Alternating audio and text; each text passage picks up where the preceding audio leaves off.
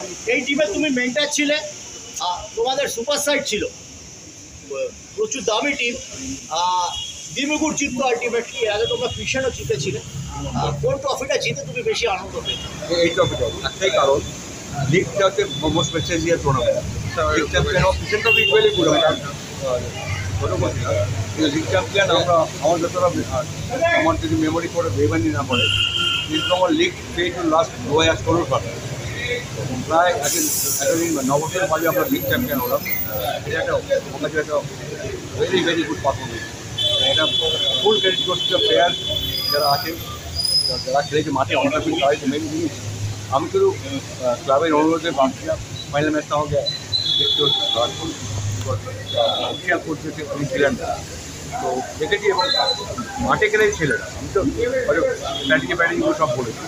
যাই হোক, সব বলো তার শেষ ভালো, সেটা সবাই সমান। এটা ঘটনাবহুল ফাইনাল হয়ে রইল। তুমি তো দীর্ঘ 50 বছর বাংলা ক্রিকেটের সাথে যুক্ত, এরকম ফাইনাল দেখেছো যে একটা আউট নিয়ে বিতর্ক, 5 ঘন্টা খেলা বন্ধ, তারপর বাংলারই একজন সুসন্তান এসে বোঝালেন, তারপর অনেক। আজকে আমি এই প্রশ্ন উত্তর দেবো না একটা কারণে, কারণ গতকাল যেটা ব্যাঙ্গালোরে ঘটে গেছে ওটা আমাকে খুব আঘাত দিয়েছে। স্ট্যাম্পের 11 জনের মৃত্যু, এটা আমি এখনও মন থেকে মানতে পারছি। এটা আমি জানি না কার দোষ, আমি কখনোই বুঝতে পারবো না। তারা এই KKR চ্যাম্পিয়ন হয়েছে, বম্বে একাধিকবার চ্যাম্পিয়ন হয়েছে, ব্যাঙ্গালোর চেন্নাই একাধিকবার চ্যাম্পিয়ন হয়েছে, সবাই সেলিব্রেট করেছে, কিন্তু এই সেলিব্রেটটা মানুষ ভুলতে পারবে না। এটা আমার কাছে খুব দুঃখ বললেও কোনো শব্দ আসবে, খুব খারাপ। এবারে জার্নি কতটা শক্ত ছিল, কারণ আপনাদের প্রথম প্রাথমিকভাবে যারা ক্রিকেট টিমের স্পন্সর ছিল তারা দায়িত্ব ছেড়ে চলে যায়, একটা বিশাল বাজেটের টিম করেছিলেন। তারপর আস্তে আস্তে আমরা দেখি নতুন ক্রিকেট সচিব আসেন, তার পৃষ্ঠপোষকতায় দলটা একটা জায়গায় গেল এবং দ্বিমুকুট পেল। প্রথমেই সঞ্জীব বাবুকে ধন্যবাদ দেবো, কারণ উনি নিজের হাতে সমস্তভাবে টিমটার যেখানে যা যা দরকার কোথাও কার্পণ্য করেননি। আমরা ইস্ট বেঙ্গল ক্লাব একটা অ্যাজ এ হোল আমাদের একটা পরিবার হিসেবে কাজ করি। মাথার ওপরে এক্সিকিউটিভ কমিটি ছিল, সঞ্জীব বাবু ক্রিকেট সেক্রেটারি হিসেবে সুন্দরভাবে সেই দায়িত্ব পালন করেছেন। এবং মাঠের বাইরে সঞ্জীব বাবুর নেতৃত্বে আমরা সবাই, মাঠের মধ্যে প্লেয়াররা, এটা ইস্ট বেঙ্গলের অপর নাম লড়াই। এই ম্যাচ যে ইস্ট বেঙ্গল লড়াই করে জিততে জানে, এটা তার প্রমাণ করল। আর আমাদের সব কিছুর জন্যে এই যে ক্লাব ক্রিকেটে একটা প্রতিযোগিতা, কোনো কিছু আজকে মহারাজের এই যে লন্ডনের ছবি খালি গায়ে গেঞ্জি ওড়াচ্ছেন, প্রতিটা লড়াই প্রতিটা ইঞ্চির লড়াই হয়। তা আমাদের ছেলেরা সেই লড়াই করেছে, আমাদের অফিসিয়ালরা একসাথে করেছে, এবং আমরা প্রতি মুহূর্তে CADকে সাথে নিয়ে আমরা প্রমাণ করেছি আমরা যেটা বলছি বা আমরা যেটা ভাবছি সেটা সঠিক। আজকের ম্যাচের যে লাস্ট অবধি এটাই হচ্ছে আমাদের মরাল ভিক্টরি। আজকে যেটা দেখা গেল যে বৃষ্টির পর যখন বৃষ্টি শুরু হলো তখন প্লেয়াররা ধীরে ধীরে উঠে আসছিলেন, তার মধ্যে আম্পায়ারের সাথে ভবানীপুরের একজন প্লেয়ারের কিছুটা কথা কাটাকাটি হয় এবং উঠে আসার পর আপনাদের শিবিরের সঙ্গে ভবানীপুরের শিবিরের একটা উত্তপ্ত বাক্য বিনিময়। এই জিনিসটা হঠাৎ করে সূত্রপাত আজকে ঘটলো কোথা থেকে? কারণ হচ্ছে আমরা স্ট্রাগল করছিলাম, যে কোনো ম্যাচের পরিস্থিতিতে আমরা স্ট্রাগল করছিলাম। আমাদের যে ব্যাটসম্যানরা ইনসাইড দ্য ফিল্ড লড়াই করছিল তাদেরকে কনস্ট্যান্টলি স্ম্যাশিং করা হচ্ছিল, গালাগালি করা হচ্ছিল, এবং তাদের আউট করতে না পেরে আউট অফ ফ্রাস্ট্রেশন ওখানকার ভবানীপুর ক্লাবের প্লেয়াররা তারা আমাদের প্লেয়ারদেরকে গালাগালি করছিল। এবং মাঠে যখন উঠে বেরিয়ে আসছে, যখন বৃষ্টি পড়ছে পারেনি, তখন তারা এসে আমাদের ড্রেসিং রুমের কাছে গালাগালি এবং বিস্তৃত অঙ্গভঙ্গি করে। আমাদের ছেলেরা এবং অফিসিয়ালরা তার উত্তর দিয়েছে, কারণ আমরা কোনো লড়াই কোনো জায়গায় মাঠের মধ্যে আর মাঠের বাইরে আমরা ফেলে আসি না। আমরা লড়াই করতে জানি, ইস্ট বেঙ্গল ক্লাব মানেই লড়াই। ভবানীপুরের কর্মকর্তাদের সাথে জড়ালো কি করে বিষয়টা? আবার তারা ইনভলভ হয়েছে, আমরাও তার রিপ্লাই দিয়েছি। আমাদের কোথাও কোনো লজ্জা নেই, আমরা লড়াই করতে জানি। আজকের রেজাল্ট, এই ইস্ট বেঙ্গল ক্লাব যে দেয়ালে পিঠ দিয়ে লড়াই করে আজকে এই জয় ছিনিয়ে নিতে পারে, আজকের এই ম্যাচ তার প্রমাণ। জয় ছিনিয়ে নিল, ব্যাপারটা বুঝলাম না। অবশ্যই আজকে যুগ্ম বিজয়ী, যখন জয়েন্ট উইনার, আমি তো জয় উইন না করলে আমাকে এই অ্যাওয়ার্ড দিতেন না। Definitely it is our award.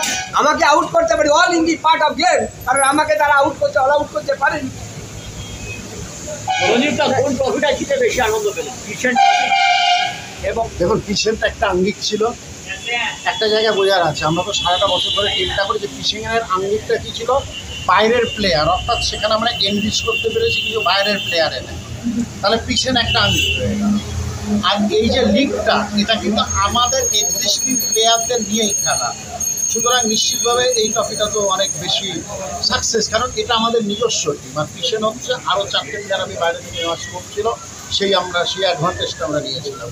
এই ট্রফিটা এইভাবে যেভাবেই পেয়েছি আমরা, ভালোই ঠিক সঠিক ইতিবাচকভাবেই পেয়েছি। এখানে আমরা আমাদের পরিমাপ করতে পেরেছি। দাদা, যে এতটা ঘটনাটা ক্রিকেটের ঘটলো সাথে- আজকে, ক্রিকেটকে আমরা বলে থাকি জেন্টেলসম্যান গেম, এবং ইডেন গার্ডেন্সের ড্রেসিং রুম একটা ঐতিহাসিক ড্রেসিং রুম। এটা তো একটা মানে সিএবির কাছেও একটা লজ্জার বিষয় হয়ে থাকলো, যে পক্ষ থেকেই হয়ে থাকুক না কেন। দেখুন, এই যে সিএবি, হ্যাঁ নিশ্চিতভাবে একটা ঐতিহাসিক জায়গা, অ্যাবসলিউটলি। দেখুন, তালিটা যখন বাজবে না, দুভাবেই বাজবে, এখানে তো বাজবে না। কেউ এখানে কোনো দোষারোপ নয়, কোনো কিছু নয়। একটা জায়গা বুঝতে হবে যে যে কোনো জায়গায় কোনো নিয়ম করে সিএবি বা কোনো ক্রিকেট নিয়ামক সংস্থা যে নিয়ম করে, নিয়মগুলোকে আরও হার্ড অ্যান্ড ফাস্ট রুল করতে হয়। নিয়মের ফাঁক দিয়ে, it's a play of cricket. ক্রিকেটে তো সবসময় ক্রিকেটাররা যখন সে তার নিজের ডিফেন্সিভ পজিশনে থাকবে, সে যে নিয়মের যে ল্যাকিউনা আছে সেটাকে ব্যবহার করতে চাইবেই। এখানে এটা কোনো অধর্ম নয়, কোথাও কোনো অধর্ম নেই। সেটা বৃষ্টি হোক, সেটা নিয়মের ল্যাকিউনা হোক, সেই নিয়মটাকে ব্যবহার করা হয়েছে। সেই নিয়মটার যে ল্যাকিউনা, সেটাকে ব্যবহার করার ক্ষেত্রে কেউ যদি সেটা নেতিবাচকভাবে নেয়, সে নেতিবাচকভাবে নিচ্ছে। এটা ক্রিকেটের অজয় নয়, ক্রিকেটের অধর্ম নয়। সেক্ষেত্রে তার নিয়ম, তার রুলস, সেই রুলসের দুর্বলতা নিয়ে কেউ সেটা ব্যবহার করলে সেটা কখনো অধর্ম নয়, সেটা কখনো নেতিবাচক নয়। সেটা it's a part of cricket, it's a part of game. সেই জিনিসটা নিয়ে কেউ যদি সেই জায়গাটা নিয়ে ধরে কোনো অবজ্ঞতামি করে, সেটা তাদের সেন্সের অভাব আছে, সেই জন্য তারা করে। তার মানে আসলে তো আপনি একটা কথা বলবেন, আপনি যে রুলের কথাটা বললেন, এক্ষেত্রে সিএবির যে রুলস রয়েছে সেই রুলসে কিন্তু ফ্লজও রয়েছে অনেকগুলো, এবং সেগুলো রেকটিফাইড করা প্রয়োজন। আপনি কি বলবেন? প্লাস তারা রেকটিফাই করবে, সেটা সিএবির ব্যাপার। সেটা তো না, সিএবি এটা তো করতে হবে, নাহলে তো পরের বারে আবার এরকম ঘটনা ঘটতে পারে। অ্যাকচুয়াল সমস্যাটা কোথায় দেখুন, আমরা গ্রুপ লিগটা খেলছি, এটা পৃথিবীর ইতিহাস হবে একটা গ্রুপ লিগ 3টে ফরম্যাটে খেলা হলো। কোনোটা 3 দিন, কোনোটা 5 দিন, কোনোটা 125 ওভার্স, কোনোটা ইটারনাল, সেখানে কোনো ওভার কোনোটা লাল বল, কোনোটা গোলাপি বল। কোনোটা লাল বল, কোনোটা গোলাপি বল। এই জায়গাটাই তো সঠিক নয়। এই জায়গাটা নিশ্চিতভাবে সিআবি তার ক্রিকেট নিয়ামক সংস্থা আরও চিন্তা করে ভাবুক। সুতরাং এই যে কেন হলো ক্রিকেটের নন্দন, কারণ এইসব ঘটনাগুলো কেন হলো, এটা কোনো দলেরকে চাপিয়ে দেওয়া সঠিক নয়। সেটা যে দুটো দল খেললো, দলকে চাপিয়ে দিয়ে এটা লাভ নেই। কিন্তু সিএবিকে আরও বেশিভাবে ভাবতে হবে, তার সমস্ত নিয়ম কানুন ভাবতে হবে। কোনো দলকে দলের ওপর দিয়ে কেউ একজন মানে পেয়ে যাবে, সেটা হচ্ছে না, তাকে ভাবতে হবে।